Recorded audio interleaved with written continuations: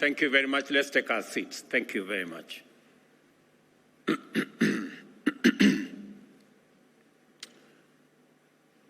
Excellencies, honorable ministers, distinguished delegates, ladies and gentlemen, good morning and welcome to Nairobi.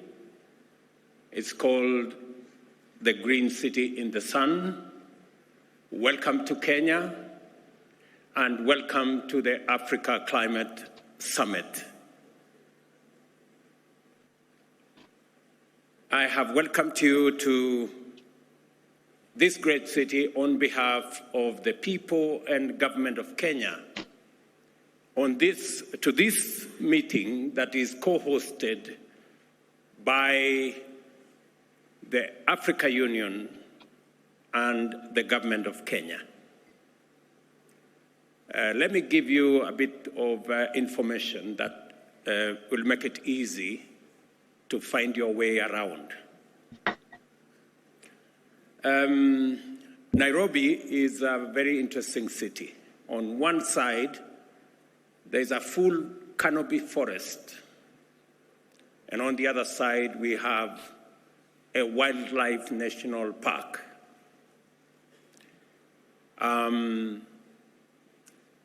We keep the wildlife in the park because we have a fence.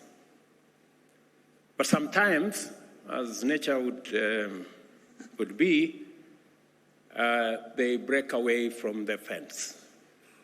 So while you are doing your morning walk, you might encounter a lion. Please be careful.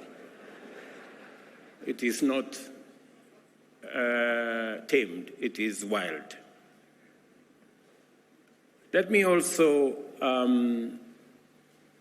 inform you that Nairobi is the home of the United Nations Environmental Programme, the only UN agency headquarters in the Global South.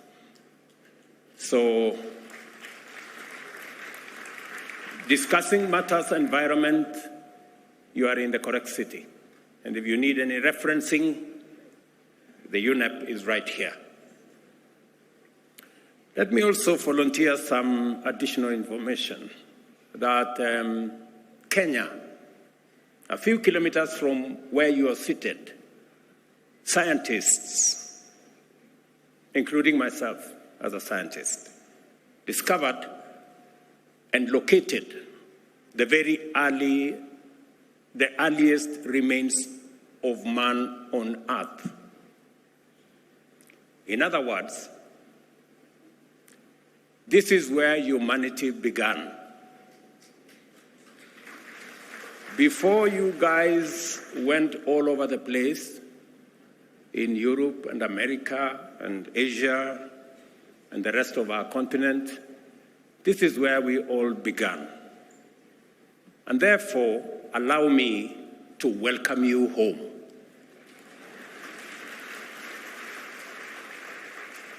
And in a few months, we are having a conversation as Kenyans. In a few months, we are seriously considering abolishing any visa requirement because it is unfair to ask anybody coming home for visa.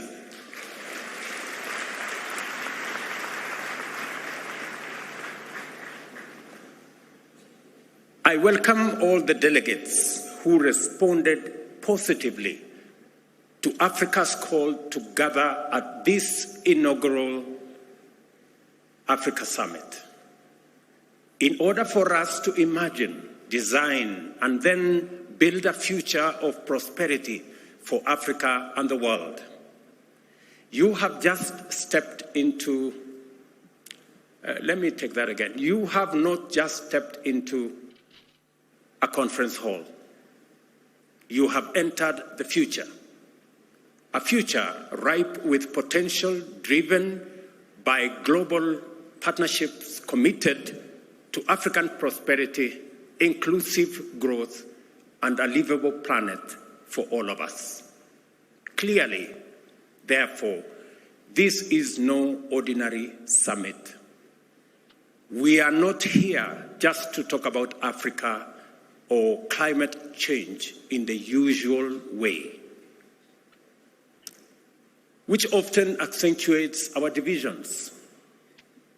You all remember the North versus South, developed versus developing, polluters versus victims, and the whole of that conversation. And even within our own government, sometimes we have conversations around economic development, so badly needed for us to achieve stable and dignified livelihoods, and is often cast as a trade-off with environmental stewardship as if they are mutually exclusive, when in actual fact, they are positively reinforcing. Let me be clear, these conversations are necessary. Africa's carbon footprint remains small, but the human toll of climate change is disproportionately high. The urgency to address loss and damage and to configure appropriate financial mechanisms for resilience grows with each extreme weather event and each bout of climate-induced insecurity. A complex interplay of needs and responsibilities is a daily challenge, but it should not lead to a deadlock. We must be alert to the fact that they can sometimes blind us to the bigger picture. Delivering prosperity and well-being for Africa's growing population without pushing the world deeper into climate disaster is not just an abstract proposition or a mere wishful thinking. It is a real possibility proven by science and affirmed by emerging experience. An opportunity-oriented focus on climate action is the engine for propelling Africa into a realm of stability and prosperity, elevating us to middle-income status and beyond. This context is precisely what sets this climate summit apart from others. It aims to unite us across neighborhoods, across sectors, across institutions, local or international, across country borders, across continents, and across generations.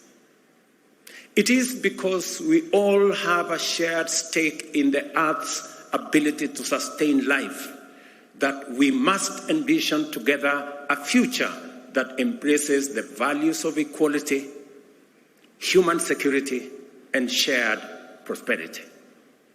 Africa possesses all the necessary conditions to realize this future.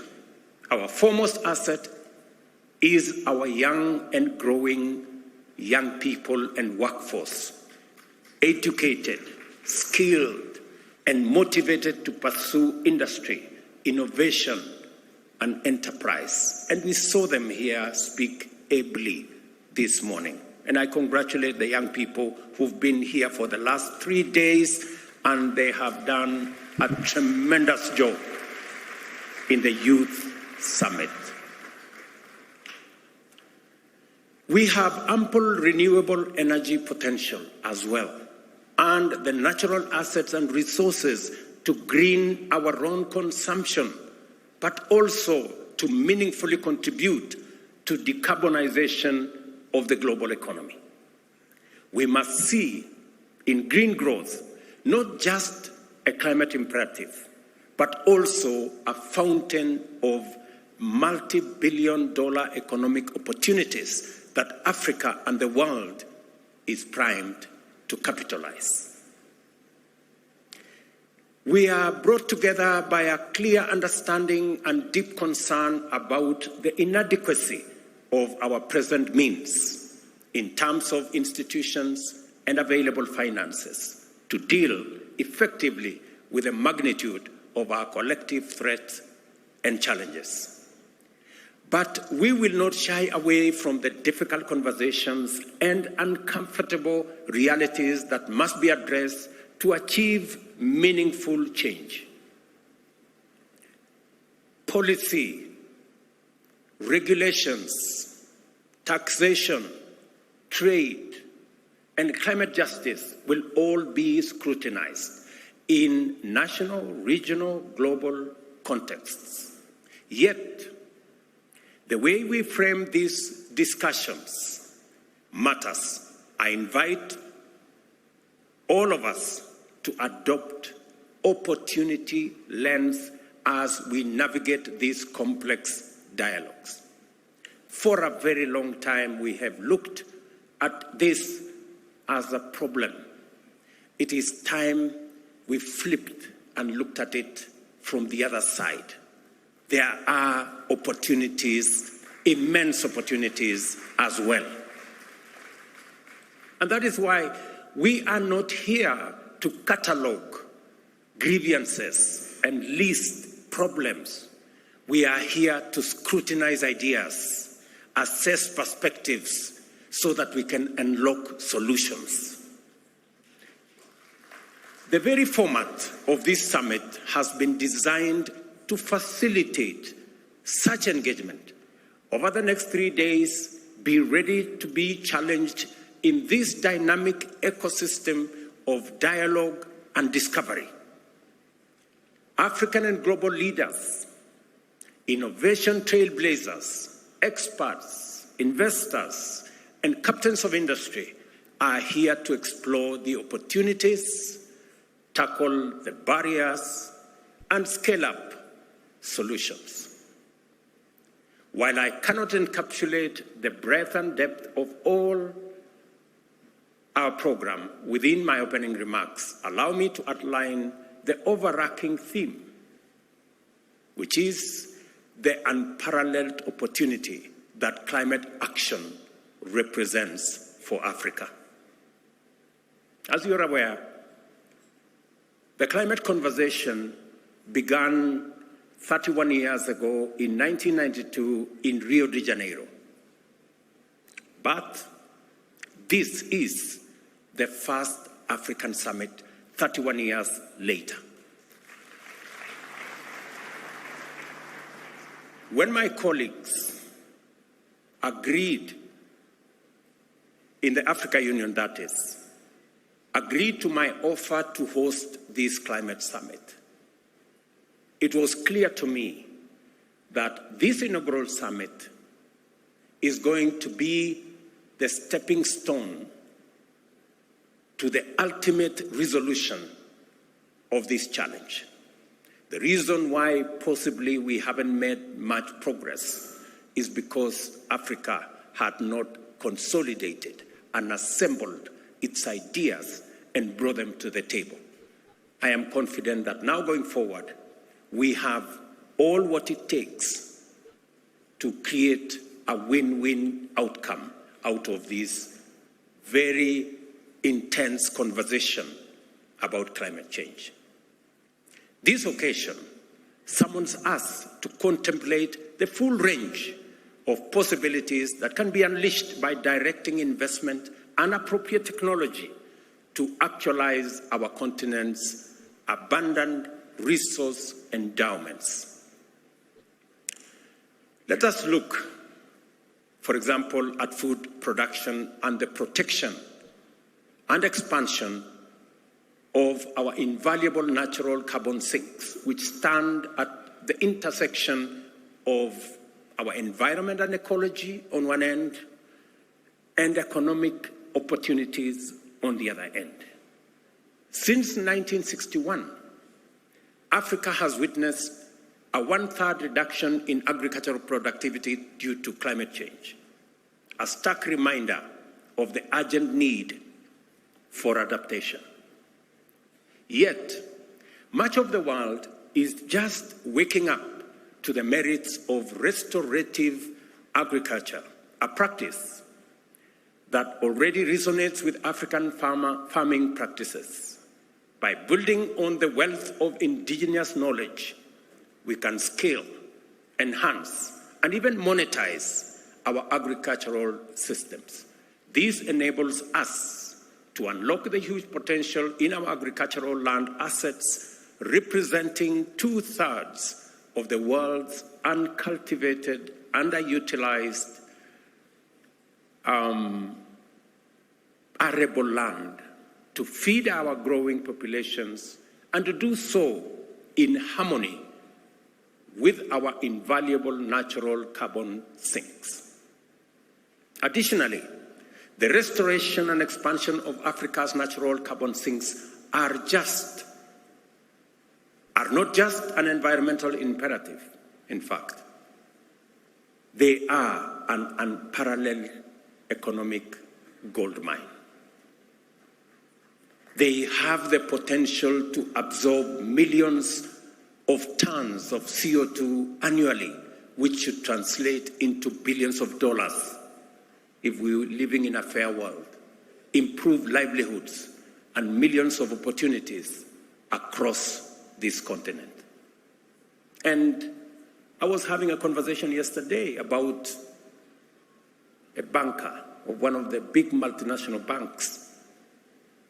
And he was telling me about Africa's GDP. And GDP is about assets. It's about what you have. We have the carbon sinks that serves the world, cleans our environment, acts as sequestration of carbon that is produced by others. But we get nothing for it. It's not anywhere in our balance sheet.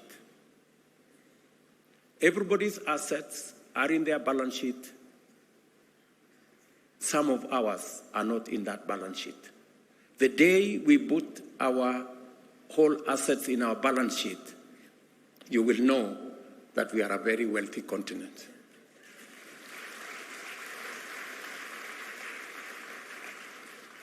And let me say, we do all that,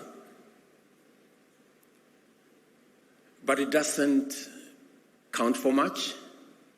But we do it anyway, because we love this world, because it's our home. And that is why the conversation of North versus South must come to an end. Who did what? It's not a conversation that we have the luxury to engage in, because when the apocalypse happens, it will happen for all of us, for the entire humanity. Let me say this. We do this, and all of this comes while safeguarding our biodiversity. We are careful to make sure that that is in place. Our renewable energy resources are not just environmental necessity. They are the ultimate catalyst of radical socio-economic prosperity. They can fuel sustainable development, drive economic growth, create jobs, and also uplift millions from energy poverty, all while reducing our carbon footprint continentally and globally. The possibilities are not just promising, they are transformative. Africa can power all our energy needs with renewable resources. The continent has enough potential to be entirely self-sufficient with the mixture of wind, solar, geothermal, sustainable biomass, and hydropower. In Africa, we can be a green industrial hub that helps other regions achieve their net zero strategies by 2050. In other words, what I'm saying is unlocking the renewable resources that we have in our continent is not only good for Africa, it is good for the rest of the world. because we not only are driving our own growth, but we are ready to share these resources with the rest of the world. And by doing so, we will assist the rest of the world in ensuring that we move towards the net zero target that we all set for ourselves. And for Africa, renewable resources, it is not just the volume, but also the non-seasonality of our renewable energy that stands out. The nearly year-round sunshine makes Africa's solar potential particularly unique, perfectly suited to industrial energy demands, something that is challenging in other areas, especially in temperate climates. Kenya, for example, serves as a good example of what is possible. Our national grid currently operates at 3 gigawatts, with 93% of that power being renewable. Our ambition is audacious yet achievable: 100% renewable by 2030 and a 100 gigawatt grid entirely renewable by 2040. A serious challenge in bridging the investment gap in order to enable the continent meet its energy needs is the creation of demand on sufficient scale to provide incentives for appropriate private investment in energy infrastructure development. Industrial energy at scale is therefore necessary to anchor energy demand as a means of tackling the widespread energy poverty still prevalent across our continent. The numbers are stark. Nearly 600 million Africans lack access to electricity. Another 150 million grapple with unreliable power.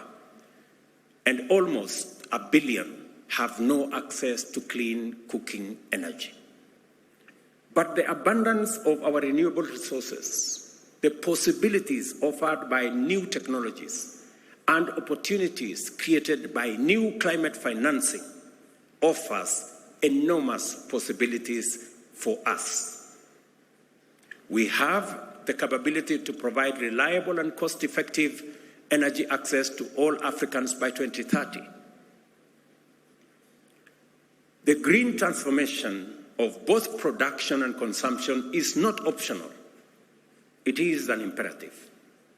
The global demand for such solution is already gaining momentum. Our strategic proximity to substantial reserves of metal and minerals necessary for the global energy transition makes Africa an attractive candidate to become a global hub in green industrial supply chain, from refining metals and minerals to constructing and assembling electric motor vehicles, batteries, and other components. Let me invite you to this unprecedented geo-economic opportunity for Africa. We are already key players in the extraction of these minerals, but much of the higher value addition, smelting, refining, assembly, and even the production of electric motor vehicles happens elsewhere. Let's put some numbers to add perspective to what I'm saying. By 2025, the mining of battery critical minerals, nickel, lithium, cobalt, is estimated to generate some $11 billion in value.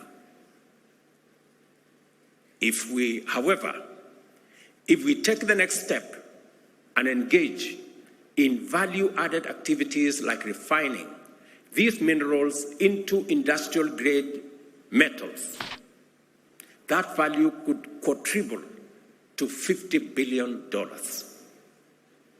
And if we consider the end-to-end value chain for electric vehicles, including the battery pack and all other components, the market value skyrockets to an astonishing $7 trillion. That is a trajectory. What today we are selling for $11 billion could be $7 trillion if we engage in the right trajectory. And that is what we are saying. And that is what Madam Josefa was saying. What these figures clearly demonstrate is that Africa can no longer afford a minimalist, short-termist, raw material-based approach. The time has come for us to break out of the shackles of low ambition. We must now begin to aim higher and strive for more and better outcomes. As we work towards capturing more economic value from these opportunities, we are not just building a resilient and prosperous continent. We are also contributing to a more balanced and stable global economy. It is the only way, ladies and gentlemen, we are going to stop the migration using rickety boats from one continent to another. It is the way that we are going to stop the negativities. We need to balance our development, and we have the assets to do it, and we have the ambition to do it, and we want to do it together. Trillions of dollars globally are looking for green investment opportunities as the pressure to tackle climate change and crisis heightens. Africa holds the key to accelerating decarbonization of the global economy. It is a statement of fact. Africa holds the key to decarbonizing the global economy, whether it is industrialization, whether it's manufacturing. We are not just a continent rich in resources. We are a powerhouse of untapped potential, eager to engage and fairly compete in the global marketplace. Consider this. Every year, Africa needs to generate approximately 30 million jobs, new jobs for that matter, to accommodate its rapidly expanding workforce. These are not just numbers. They are not just statistics. These are 30 million opportunities to build our future. 30 million dreams that can be fulfilled through climate-proof avenues of growth, and 30 million steps towards shared prosperity. The examples I have shared with you are not mere statistics. They are pragmatic routes for Africa to not only participate in the global economy, but to excel and to grow. I accept that it is one thing to say what is possible, and entirely another to make it happen. For example, infrastructure is expensive. It needs finance and finely tuned policies to attract investors. It needs technical know-how and agile institutions. A major concern that we all know and we all appreciate is cost of capital in Africa, acting as a most prohibitive barrier to our progress. Private investors charge high premiums driven by both real but mostly perceived risks. It is not a secret that we are paying at least 5 times as much as advanced economies to borrow from the financial markets. It's a fact, documented. Like many of us, a few years ago, I would have believed the challenges were too great and the barriers too high. Today, I see them differently, as mere tests of our collective will and ingenuity. We should develop effective policies and regulations that catalyze investment and entrepreneurship and unleash the creativity of local business. We must transform Africa's resource wealth from mere potential into real opportunities by directing large-scale investments that will actualize the possibilities that exist and await our citizens in present and in future generations. Let's make no mistake, however, we have no choice but to approach this colossal task with clear minds and open eyes. A lot needs to happen before Africa can live up to its full potential of providing climate solutions for its citizens and to the entire world. Over the next few days, I have no doubt that African leaders seated here and our friends from elsewhere will be open, honest, and direct about what we can commit and bring to the table and the type of the collaborations we need from our global partners. My call to everyone present in this historic summit is for us to work together and converge our efforts on African priorities. I urge everyone to make a contribution to our generation's unprecedented and highly consequential endeavor to catalyze climate action in a spirit of candor, collaboration, and courage. Let us imagine a pathway for different financial structures that can deliver on Africa's goals. Let us commit to invest in viable solutions presented by renewable energy, green industrialization, climate-smart agriculture, and nature conservation. I am confident that we are all inspired by the possibilities before us and galvanized by the demands of this critical time to engage productively, collaborate successfully, and conclude the Africa Summit with a Nairobi Declaration on green growth and climate finance agenda that will commit us to pursue a climate-positive path to propel Africa's economy and promote job creation in a manner that limits our emissions and aids global decarbonization efforts. Excellencies, ladies and gentlemen, friends, this summit is a moment to imagine a bold and radically affirmative African future.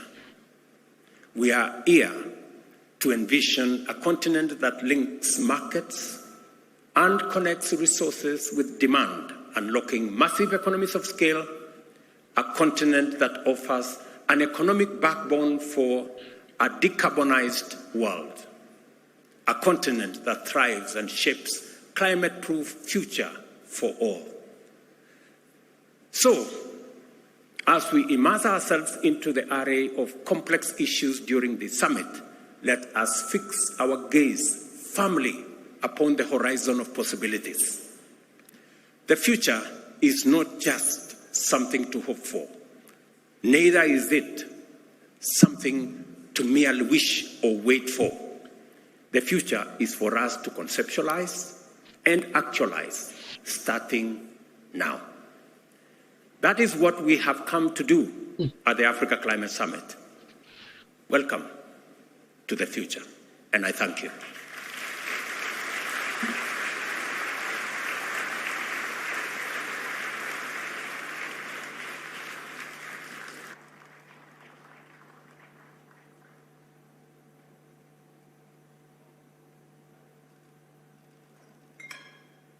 One more round of applause to all the speakers who have spoken so well.